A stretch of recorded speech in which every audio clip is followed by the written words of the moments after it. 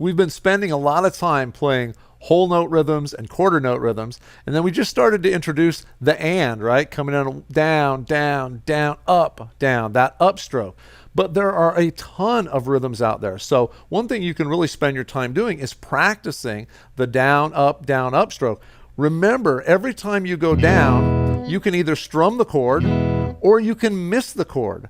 When you come back up, you can either strum it or miss it. That is really how the variations in rhythms are done, right? We did down, down, down, up, down, down, down, down, up, down. We could change and put that upstroke in a different place. We could go down, up. Or I could go.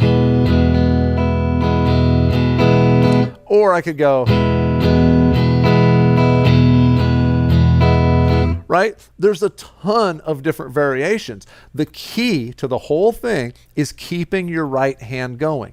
Keep that down, up. As you notice with every one of those rhythms that I just played, my right hand is going down, up, 1 and 2 and 3 and 4. So if I change that rhythm up and go, or if I go, my right hand never changes this strumming, right? So it's always going to be the same motion. It just depends upon whether I touch the strings and hit them or if I just go through the motion. But you don't want to stop the motion. I don't want to see you do this and go, too jerky and too weird, right? It's going to get pretty funky if you do it that way. So you want to keep this going, natural motion. Good way to practice this is hold down a chord like our E chord, right? And then just go 1 and 2 and keep it going, but then just occasionally miss. Now it may feel funny at first doing this when you're not hitting a chord, there's nothing going on, but that's how you're going to keep rhythm, right? So that's your rhythm. That's sort of, when you're tapping your foot goes down on 1 and up on and. Your right hand does the same thing. So 1 and 2 and 3 and 4 and 1 and 2 and 3 and 4 and, right? So as I'm doing that, 1 and 2 and 3, my foot is tapping too. So when I do this,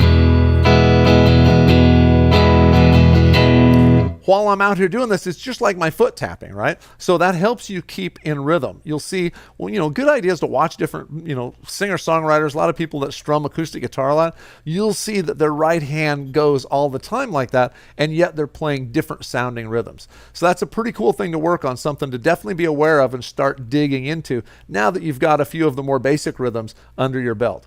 In the next section, we're going to look at some different songs, and they each have a little bit different rhythms, some upstrokes, some various things going on that you'll have to be aware of and practice on. But knowing how the whole rhythm thing works and that down, up is so important, is a really good place to start. So let's dig into the next section.